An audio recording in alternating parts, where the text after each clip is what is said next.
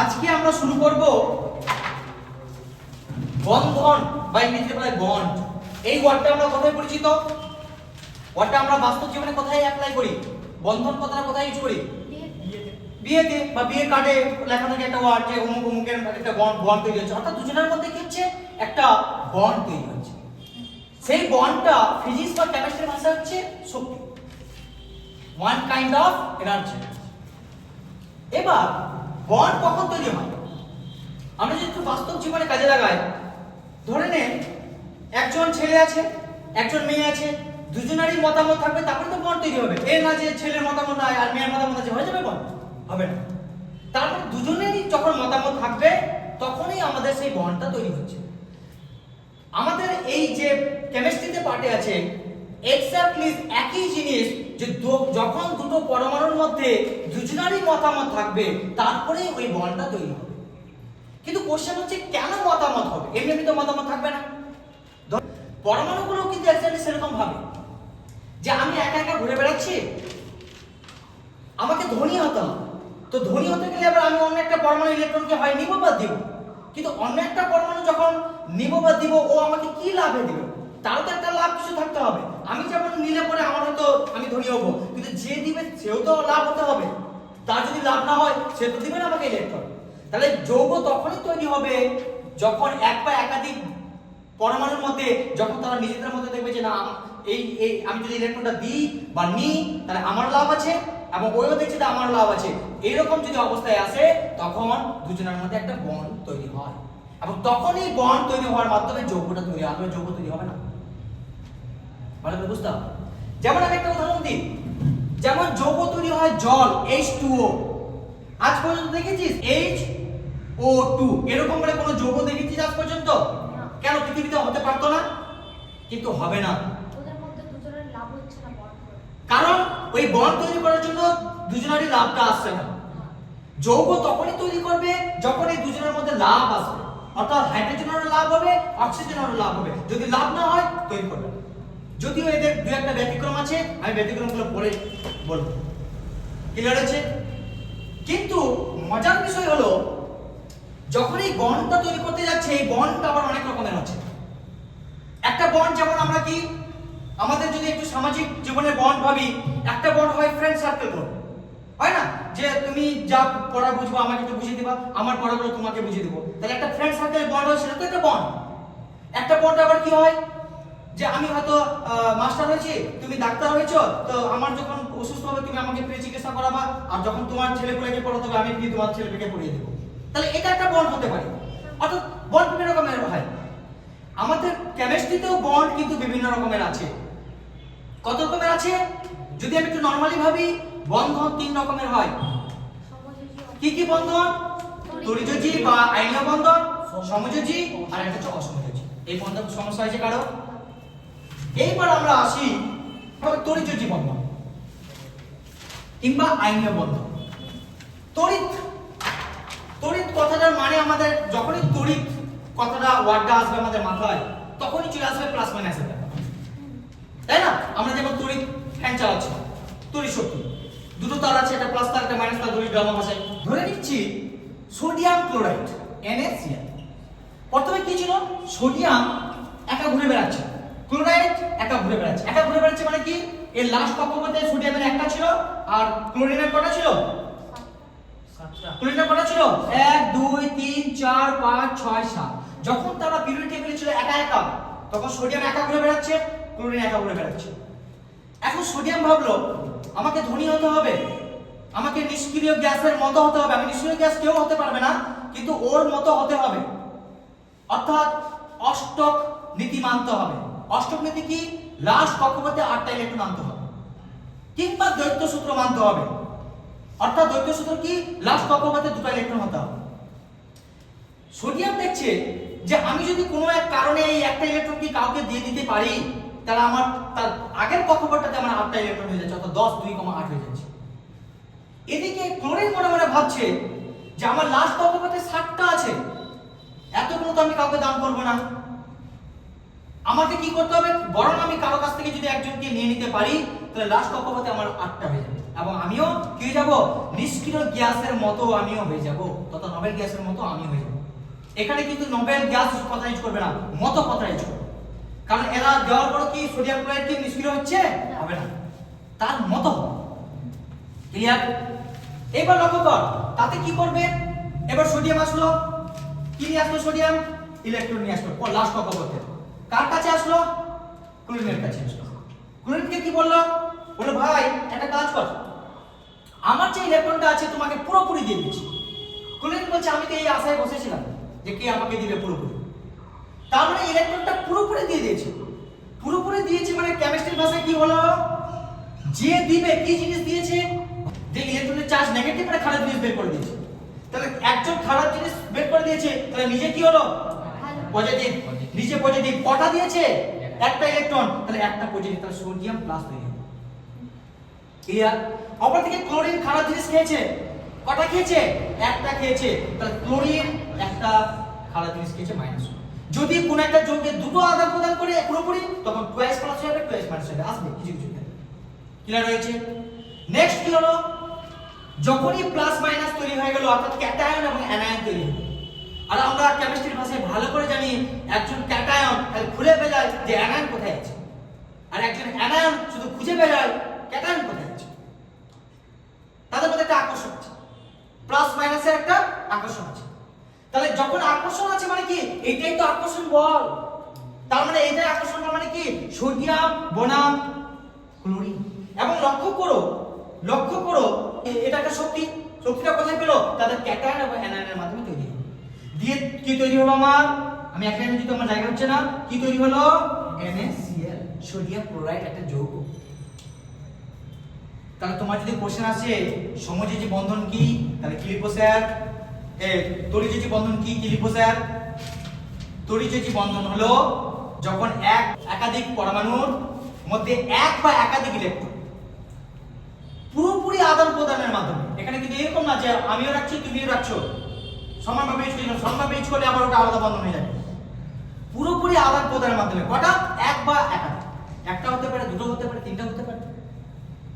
দিয়ে কি হচ্ছে, যখন ক্যাটায়ন অ্যানায়ন তৈরি হয়, এবং এই ক্যাটায়ন অ্যানায়নের মধ্যে যে বন্ধন বা আকর্ষণ বলের সৃষ্টির মাধ্যমে যে বন্ধন তৈরি করে, সেই বন্ধনকে বলবো আমরা কি, তড়িৎচুচি বা আয়নীয় বন্ধন। আয়নীয় কেন, যে আয়ন ক্যাটায়ন অ্যানায়নের মাধ্যমে বন্ধন তৈরি হচ্ছে, ওই জন্য আয়নীয় বন্ধন বলা হয়। তাহলে ডেফিনেশন মুখস্থ করতে হবে, কোনো মুখস্থ করতে হবে না, এখান থেকে কথা বলবি, এই কথা বলবি। তাহলে আয়নীয় বন্ধনে কি তৈরি হয়, ক্যাটায়ন অ্যানায়ন। কোনটা ক্যাটায়ন, কোনটা ক্যাটায়ন, প্লাসটা, অর্থাৎ যে ইলেকট্রন দান করবে সে ক্যাটায়ন তৈরি হবে, যে ইলেকট্রন গ্রহণ করবে সে অ্যানায়ন তৈরি হবে। ক্যাথোড অ্যানোড আলাদা জিনিস, ক্যাটায়ন অ্যানায়ন আলাদা জিনিস। ক্যাথোডে আমরা পড়েছিলাম ইলেকট্রনের প্রাধান্য, যেখানে আমরা ক্লাস 9 বা 10 এ আমাদের আছে ক্যাথোড অ্যানোড আর ক্যাটায়ন অ্যানায়ন 180 ডিগ্রি চেঞ্জ আছে। ঠিক আছে, যখন আমরা ওই চ্যাপ্টার পড়ব তখন বুঝতে পারবো কেন 180 ডিগ্রি চেঞ্জ হয়। ক্লিয়ার? এইবার লক্ষ্য করো, তাহলে এই ধরনের বন্ধনকে কি বলবো আমরা, তড়িৎচুচি বন্ধন।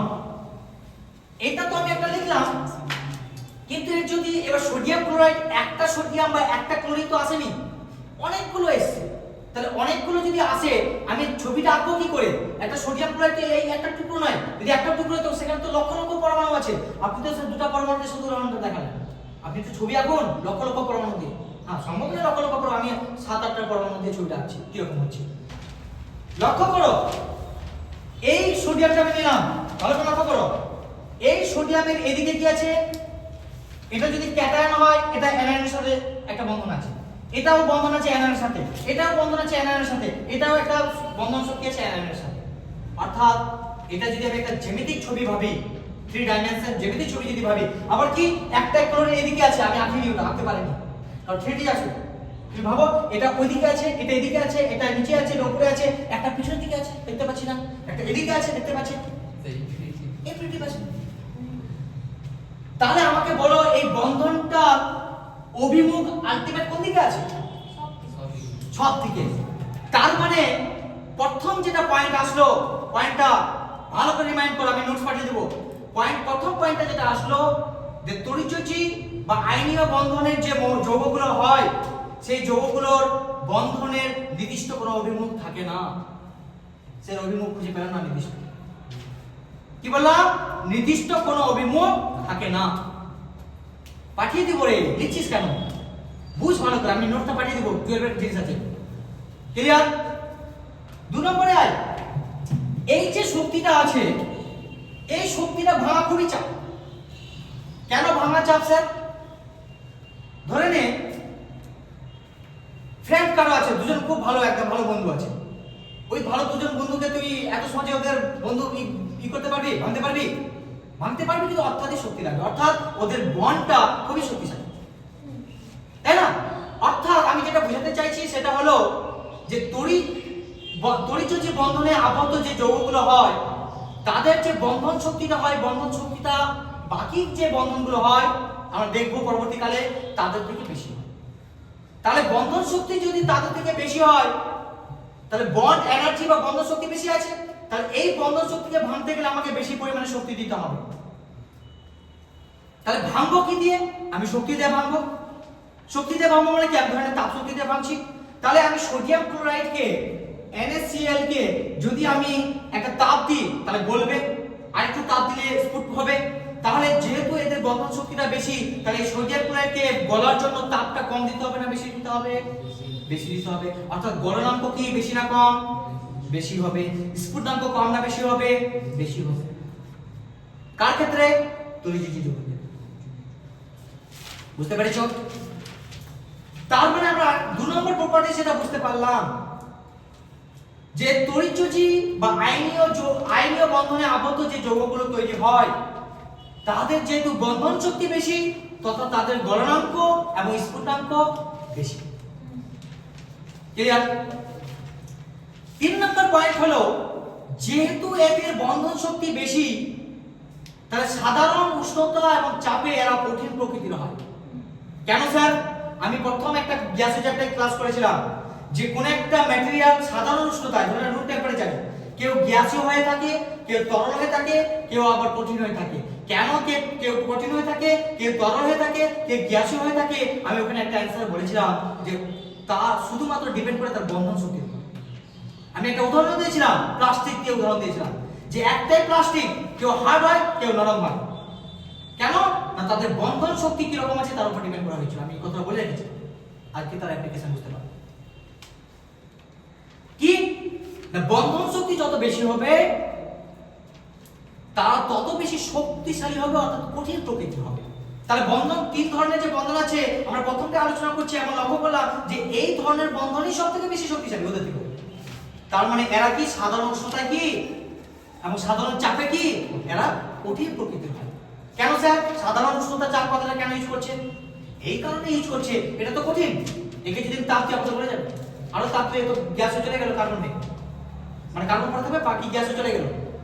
তার মানে তাপ বা চাপ যদি আমি চেঞ্জ করি, এর অবস্থান কিন্তু পরিবর্তন হয়ে যাচ্ছে। ওই জন্য সাধারণ চাপ এবং উষ্ণতায় কথাটা অবশ্যই বলতে হবে। 4 নম্বর প্রপার্টি হচ্ছে এদের ভৌত ধর্ম। ভৌত ধর্ম মানে কি? এই যে আমরা বললাম এরা কঠিন প্রকৃতির হয়, এটা হচ্ছে কি তাদের ভৌত ধর্ম। ক্লিয়ার? মানে 4 নম্বর প্রপার্টিটা হচ্ছে তাদের ধর্ম কি না কঠিন হয়, না তরল হয়, না গ্যাস হয়। তারা সাধারণ চাপ উষ্ণতায় এরা কঠিন প্রকৃতির হয়, এটা হচ্ছে এদের ভৌত ধর্ম এবং এদের বন্ধন শক্তিটা বেশি। ক্লিয়ার হয়েছে? নেক্সট আমাদের প্রপার্টি হচ্ছে সমবয়বতা। সমবয়বতা কি জিনিস আগে বুঝে নে। সমবয়বতা আমরা যদিও লাস্ট চ্যাপ্টারে আবার পড়বো কিছু মাস পরে, ওখানে আমরা ডিটেইলস করব। আমরা শুধু আপাতত বোঝার জন্য একটু জিজ্ঞেস করে CH3 ও CH3, আবার C2 CH3 CH2 OH। ভালো করে লক্ষ্য করো তো, এই দুটো যৌগ, যদি এই দুটো সমযোজী বন্ধনের যৌগ আছে। যাই হোক, এই প্রথম যৌগটার কার্বন কটা আছে? 2টা। হাইড্রোজেন কটা আছে? 6টা। অক্সিজেন কটা আছে? 1টা। দ্বিতীয় যৌগটা লক্ষ্য করো তো, কার্বন কটা আছে? হাইড্রোজেন কটা আছে? 6টা আছে। অক্সিজেন কটা আছে? তার মানে দুটো যৌগের মধ্যে পরমাণুর সংখ্যা কম বেশি আছে কি? কোন একটা পরমাণুর সংখ্যা কম বেশি আছে কি? নেই। কি কোনটা পরমাণুর সংখ্যা কম বেশি আছে? নেই। তার মানে এদের দুটো যৌগের আণবিক ভরটা একই, কিন্তু আণবিক ভর একই হলেও এটার নাম কি? যদি আমরা লাস্ট চ্যাপ্টারে যখন পড়বো, এটার নাম হলো ডাইমিথাইল ইথার। এর নাম হলো ডাই মিথাইল ইথার, আর এটার নাম হয়ে গেল ইথাইল অ্যালকোহল। এ হয়ে গেল ইথার, এ হয়ে গেল অ্যালকোহল, দুটো আলাদা প্রপার্টিজ। ইথার আলাদা জিনিস, অ্যালকোহল আলাদা জিনিস। তার মানে আমরা কি বুঝতে পারলাম? আণবিক সংকেত একই কিন্তু গঠন সংকেত আলাদা। যদি এরকম কোনো যৌগ হয় তখন এই যৌগ দুটিকে একে অপরের সমবায়বতা বলা। লক্ষ্য কর, আমি যে উদাহরণটা দিয়েছি আমি একটু আগে বললাম যে এরা সমযোজী বন্ধনে আছে, কিন্তু তার মানে আমি এখন পড়াচ্ছি কি তড়িৎযোজী। তড়িৎযোজী বন্ধনে আবদ্ধ এরকম যৌগ আজ পর্যন্ত পাওয়া যায়নি যারা সমবায়বতা ধর্ম প্রদর্শন করে বা দেখায়। আমি যেটা উদাহরণ তুলে করে দেখালাম এটাও আমি তড়িৎযোজী দেখাতে পারছি, কারণ পড়া করি না। অর্থাৎ আমার বলার উদ্দেশ্য হলো যে আয়নীয় বা তড়িৎযোজী মানে বন্ধনের যে আবদ্ধ যে ম্যাটেরিয়াল যৌগগুলো হয় তারা সমবায়বতা ধর্ম প্রদর্শন করে না বা সমবায়বতা দেখায় না। ক্লিয়ার? তাহলে প্রপার্টিজ 4 নম্বর প্রপার্টিজ আমাদের গেল। নেক্সট কি হলো? সমকৃতিত্ব। এটা ওয়ার্ড নেই বই, বুঝে নাও আগে। সমকৃতিত্ব মানে কি, বা সম ইলেকট্রন অনেক সময় বলা হয়। অর্থাৎ আমি ধরে নিই NaF সোডিয়াম ফ্লোরাইড একটা যৌগ। সোডিয়াম ফ্লোরাইডের মধ্যে যে বন্ধন আছে সেটা কি রকমের বন্ধন তৈরি হয়েছে? সোডিয়ামের কাছে একটা ছেড়ে বেশি, ফ্লোরিন একটা চাইছে, ওকে দিয়ে দিয়েছে, তার মানে তড়িৎযোজী বন্ধনে আবদ্ধ হয়েছে, পুরোপুরি দিয়ে দিয়েছে। তার মানে সোডিয়াম প্লাস F মাইনাস। এটা যদি আমি ভাঙতে চাই কিভাবে তৈরি হয়েছে ultimate? Sodium plus F minus, এবং এখান থেকে আমার Na বন্ধন F অর্থাৎ NaF তৈরি হচ্ছে। তার মানে কি সোডিয়াম ফ্লোরাইড একটা তড়িৎযোজী যৌগ। এই তড়িৎযোজী যৌগ একটু যদি আমি ইলেকট্রন বিন্যাস করি, সোডিয়ামের ইলেকট্রন বিন্যাস কি হবে? একটা দিয়ে দিয়েছে, তাহলে 10টা হয়ে গেছে। তাহলে সোডিয়ামের ক্ষেত্রে এখন ইলেকট্রন সংখ্যা কত হয়ে গেল? 2,8। অপরদিকে ফ্লোরিনের যদি আমি ইলেকট্রন বিন্যাস করি, এমনি ফ্লোরিনের ইলেকট্রন 7, কিন্তু একটা ইলেকট্রন কি করেছে? গ্রহণ করেছে। তাহলে লাস্ট কক্ষপথে ফ্লোরিনের কটা আছে? 2,8 কক্ষপথে 8। তাহলে এবার লক্ষ্য করো, এরও লাস্টের কক্ষপথে যখন যৌগ তৈরি করে নিল লাস্ট কক্ষপথে 8টা হচ্ছে, এরও লাস্ট কক্ষপথে 8টা আছে। অর্থাৎ এরা সমকৃতিত ধর্ম প্রদর্শন করে। কি বললাম? তাহলে তড়িৎযোজী যৌগগুলো সমকৃতিত্ব বা সম ইলেকট্রনীয় ধর্ম প্রদর্শন করতে পারে। বুঝতে পারলে কি বুঝতে পারি না? ক্লিয়ার? নেক্সট প্রপার্টিজ, দ্রাব্যতা। দ্রাব্যতা মানে ভুলে যাও। প্রথম হচ্ছে কি, দু রকম ম্যাটেরিয়ালের দ্রাব্যতা হয়। একটা হচ্ছে কি ধ্রুবীয় দ্রাবক, একটা অধ্রুবীয় দ্রাবক। ভালো করে বুঝো। ধ্রুবীয় দ্রাবক কোনটা? যেমন জল। জল হচ্ছে ধ্রুবীয় দ্রাবক বলা হয়, ধ্রুবীয় দ্রাবক। ঠিক আছে? আর অ্যালকোহল কিংবা বেনজিন এইগুলো যারা আছে এরা হচ্ছে অধ্রুবীয় দ্রাবক। অর্থাৎ দ্রাবক দুই প্রকার আছে, ধ্রুবীয় দ্রাবক আর অধ্রুবীয় দ্রাবক। এবার ভালো করে বুঝ। যারা তড়িৎযোজী বা আয়নীয় বন্ধনে আবদ্ধ যে যৌগগুলো হয় তারা ধ্রুবীয় দ্রাবকে সহজে কি হয়ে যাবে? দ্রবীভূত হয়ে যাবে। কিন্তু অধ্রুবীয় দ্রাবকে এরা দ্রবীভূত হবে না। বুঝতে পারলি না?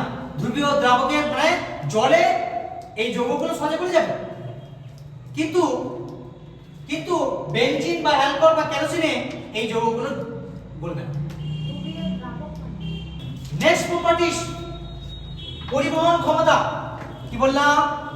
পরিবহন ক্ষমতা মানে ইলেকট্রন পরিবহন ক্ষমতা হতে পারে, তাপ পরিবহন ক্ষমতা হতে পারে। এই ভালো করে লক্ষ্য কর, যেহেতু এদের বন্ধন শক্তিটা খুব বেশি তাই এদের পরিবহন ক্ষমতা একটু কম। কেন? বন্ধন শক্তি বেশি মানে কি ইলেকট্রনগুলোকে বেশি শক্তিতে এরা আকর্ষণ করে আছে, তাহলে ইলেকট্রনগুলোকে খুব সহজে এরা ছাড়বে না। খুব সহজে যদি না ছাড়ে তাহলে তো ফ্রি ভাবে কাজ করতে পারবে না, তার মানে পরিবহন করতে পারবে না, তাই না? এই জন্য এরা কি হচ্ছে, ওই জন্য কথাটা থাকে সাধারণ তাপ উষ্ণতায় এরা এদের পরিবহন বা এটার ক্ষমতা কম, কিন্তু যদি তাপ বা উষ্ণতা দেওয়া হয় তাহলে পরিবহন ক্ষমতা বেড়ে যায়। ক্লিয়ার? লাস্ট প্রপার্টি সেটা হলো স্বতন্ত্র অণুর অস্তিত্ব। কেন স্বতন্ত্র অণুর অস্তিত্ব? আমি একটু আগে যে ছবিটা আঁকলাম, সোডিয়াম মিডিলে আছে, চারদিকে ক্লোরাইড। আমি এখানে আছি, চারদিকে পুলিশে পুলিশ। আমার আমার আছে, স্বাধীনতা আছে, আমার স্বাধীন অস্তিত্ব আছে। তার মানে আমরা কি বুঝতে পারলাম? তড়িৎযোজী বা আয়নীয় যৌগগুলোর মধ্যে যে পরমাণুগুলো আছে তাদের, বা যে ক্যাটায়ন বা অ্যানায়নগুলো যে তৈরি হয়েছে, তাদের স্বতন্ত্র অণুর অস্তিত্ব নেই। বুঝতে পারলি কি বুঝতে পারলি না? তাদের স্বতন্ত্র অণুর অস্তিত্ব নেই। তাহলে কি কি প্রপার্টিজ পড়লাম? এই প্রপার্টিজ গুলো হচ্ছে মেন, কারণ আমাদের যে শর্ট কোশ্চেনটা তুলবে এই প্রপার্টিজ গুলো থেকেই তুলবে। তাহলে আমরা কি কি বুঝতে পারলাম? তাহলে আলটিমেট মুদ্রা কথা হলো, তড়িৎযোজী যৌগ তৈরি হতে গেলে একজনকে পুরোপুরি দিতে হবে আর একজনকে পুরোপুরি নিতে হবে।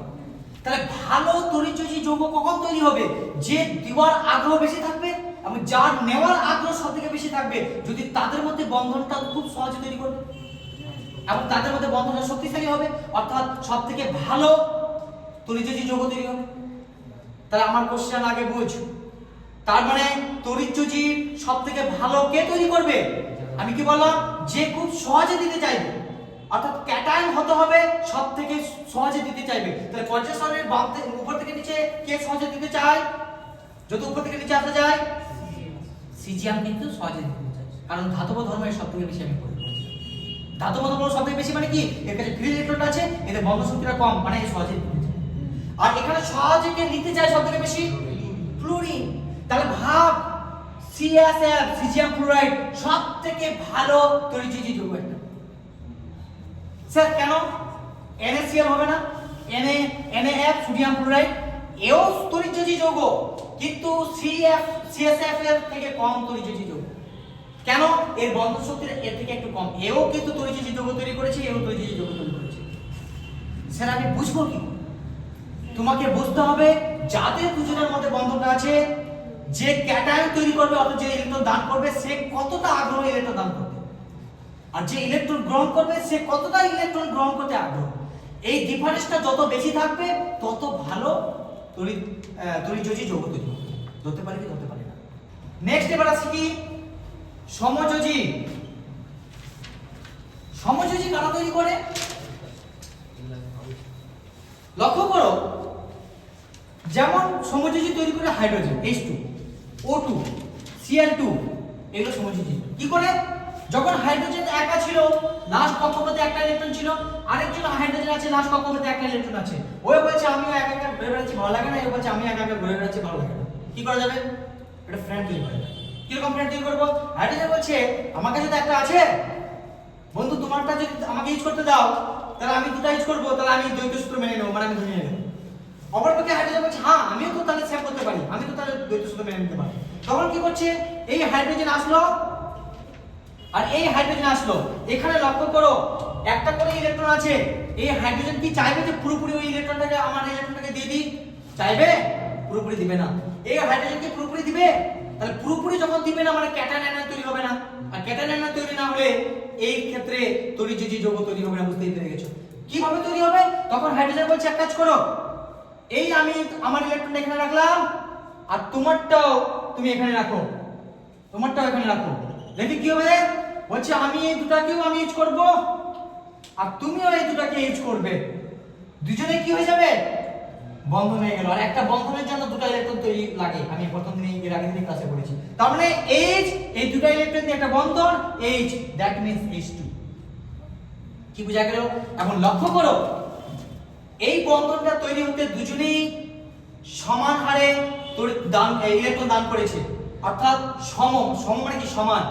যোজ্যতা মানে যত ইলেকট্রন বের হয়েছে বা ঢুকেছে, তার মানে সমানভাবে ইউজ করেছে, বের করেছে, তাহলে ওই জন্য নামটা হলো সমযোজী। যোজী মানে যোজ্যতা। তাহলে সমযোজী বন্ধনে আবদ্ধ যৌগগুলোর এই বন্ধন শক্তিটা একটু কিন্তু তড়িৎযোজী থেকে কম। কেন স্যার? কারণ ওখানে ক্যাটায়ন অ্যানায়নের মাধ্যমে ওখানে বন্ধন তৈরি হয়েছিল, যাদের আকর্ষণ বলটা বেশি ছিল, এদের আকর্ষণ বলটা ওর থেকে কম, যার জন্য বন্ধন শক্তিটাও কি কম। কার? সমযোজী। কার? তড়িৎযোজী অপেক্ষা সমযোজী বন্ধন শক্তি কম। তাহলে বন্ধন শক্তি যদি কম হয়, সাধারণ চাপ ও উষ্ণতায় এই সমযোজী যারা থাকে তারা তরল বা গ্যাসীয় আকারে থাকে। ওরা যেমন কঠিন আকারে থাকছিল, এরা কিন্তু তরল এবং গ্যাসীয় আকারে থাকছে। কারা? সমযোজী বন্ধনে আবদ্ধ ছিল। যেমন H2 একটা গ্যাস, H2O জল একটা তরল, এরা সবাই কিন্তু সমযোজী। তাহলে সমযোজী মুদ্রা কথা কি বললাম? মুদ্রা কথা বললাম যে সমানভাবে ইলেকট্রন দিয়ে সবাই আবার সমানভাবে ইউজ করে। এই রকমের যদি ঘটনা ঘটে এবং যে বন্ধনটা তৈরি হয় সেটা হচ্ছে সমযোজী বন্ধন। ধরতে পারলি কি ধরতে পারছিস না? ক্লিয়ার হচ্ছে? এবার আমি একটু আসি প্রপার্টিজ গুলোতে। আমি যে প্রপার্টিজ গুলো ওখানে বললাম ওই প্রপার্টিজ গুলো এখানে পড়বো, কিন্তু এখানের ক্ষেত্রে কি হচ্ছে ভালো করে খবর। এই বন্ধনটা একটা নির্দিষ্ট অভিমুখ আছে না, যে এই হাইড্রোজেন থেকে এই হাইড্রোজেনের দিকে গেছে। তার মানে আমরা যে ওখানে পড়েছিলাম কোথায় তড়িৎযোজী যৌগের ক্ষেত্রে যে ওদের নির্দিষ্ট কোনো অভিমুখ ছিল না, কিন্তু সমযোজীর ক্ষেত্রে কি হলো, এদের নির্দিষ্ট অভিমুখ আছে। বুঝতে পেরেছো? 2 নম্বর পয়েন্ট লক্ষ্য করো, ওরা সম ইলেকট্রন ধর্ম প্রদর্শন করেছিল, এরা কিন্তু সম ইলেকট্রন ধর্ম প্রদর্শন করবে না, করবে না। ক্লিয়ার? 3 নম্বর প্রপার্টিজ কি ছিল, ওদের কিন্তু স্বতন্ত্র অণুর অস্তিত্ব ছিল না বা পরমাণুর অস্তিত্ব ছিল না, এদের কিন্তু স্বতন্ত্র পরমাণুর অস্তিত্ব আছে। কেন স্যার? হাইড্রোজেন H এর একটা নির্দিষ্ট অস্তিত্ব আছে, আর একটা H এর H2 তৈরি হলো, একটা পরমাণুর অস্তিত্ব আছে। ক্লিয়ার? সমবয়বতা একটু আগে আমি লিখলাম, সমবয়বতা কেমনি আমি উদাহরণটা আবার লিখছি। একটু আগে যে যৌগগুলো আমি লিখেছিলাম সেই যৌগটা একটু ভাঙিয়ে লিখেছি। কেন ভাঙিয়ে লিখেছি? আমি বোঝাতে চাইছি এই যে বন্ধনটা তৈরি হয়েছে এটা কি বন্ধন? কার্বনের লক্ষ্য কর, আমি যদি একটু বিশ্লেষণ করি, কার্বনের লাস্ট কক্ষপথে কয়টা ইলেকট্রন আছে? কার্বনের ইলেকট্রন সংখ্যা হচ্ছে 6টা, 2,4। কার্বন দেখছে আমার কাছে লাস্ট কক্ষপথে 4টা আছে, 4টা যদি কারো কাছ থেকে পাই তাহলে ঘুমিয়ে যাব। লক্ষ্য কর এখানে অ্যাকচুয়ালি বন্ধনটা তৈরি করেছে কার্বনে, একটা একে দিয়েছে, একটা এই বন্ধন দিয়েছে, একটা এই বন্ধন দিয়েছে, একটা এই বন্ধন দিয়েছে। অপরদিকে একটা হাইড্রোজেন নিজস্ব রেখেছিল, এই হাইড্রোজেন নিজস্ব রেখেছিল, এই হাইড্রোজেন নিজস্ব রেখেছিল, এই অক্সিজেন নিজস্ব রেখেছিল। ভালো করে লক্ষ্য কর, এখন কার্বনের কটা হয়ে গেছে লাস্ট কক্ষপথে? 8টা হয়ে গেছে, বলে যৌগটা তৈরি হয়েছে। অপরদিকে হাইড্রোজেন ভাবো, এই দুটো মিলে ইউজ করছে হাইড্রোজেন, এই দুটো মিলে ইউজ করছে হাইড্রোজেন, হাইড্রোজেন কটা হয়ে গেছে? 2টো হয়ে গেছে, 2টো হলে ও খুশি। যাই হোক আমি ওদিকে যাচ্ছি না, আমার কথা উদ্দেশ্য হলো যে এই দুটো যৌগ তো সমযোজী, আমরা বুঝতে পেরে গেলাম। এবং ভালো করে বুঝো, এর নাম আলাদা করলাম, এর নাম আলাদা। এবং আমরা একটু আগে ডেফিনেশন অনুযায়ী দেখলাম এদের আণবিক সংকেত একই কিন্তু গঠন সংকেত আলাদা, এবং আণবিক সংকেত একই এবং গঠন সংকেত আলাদা যদি হয় দুটো যৌগের মধ্যে, তখন যৌগ দুটিকে একে অপরের আইসোমারিজম বা সমবয়বতা বলে। তার মানে আমরা কি বুঝতে পারলাম স্যার? যারা সমযোজী বন্ধন তৈরি করতে পারে যে যৌগগুলো, তারা সমবয়বতা ধর্ম প্রদর্শন করতে পারে। অপরদিকে তড়িৎযোজীগুলো কিন্তু সমবয়বতা ধর্ম প্রদর্শন করতে পারে। ধরতে পারছি সবকটা? এদের গলনাঙ্ক স্ফুটনাঙ্ক স্যার কম হবে। কেন স্যার? এদের বন্ধন শক্তি কম, অর্থাৎ এদেরকে একটু টেম্পারেচার দিলে এরা গলে যাবে, একটু টেম্পারেচার দিলে এরা ফুটে যাবে। তার মানে কাদের থেকে কম? তড়িৎযোজী বা আয়নীয়যোজীর অপেক্ষা এদের গলনাঙ্ক এবং স্ফুটনাঙ্ক কম। দ্রাব্যতা, ওর ক্ষেত্রে কি বলেছিলাম? ওরা ধ্রুবীয় দ্রাবকে দ্রবীভূত হতে পারে আর অদ্রবীভূত হতে পারে না, ওটা জাস্ট এর উল্টা। এরা অদ্রবীয় দ্রাবকে দ্রবীভূত হতে পারে কিন্তু দ্রবীয় দ্রাবকে দ্রবীভূত হতে পারে না, জাস্ট এরপর আসলো অসমযোজী বন্ধন, যদিও আমাদের সিলেবাসে নেই, একটু বলে রাখি, ভালো করে বুঝে নেন।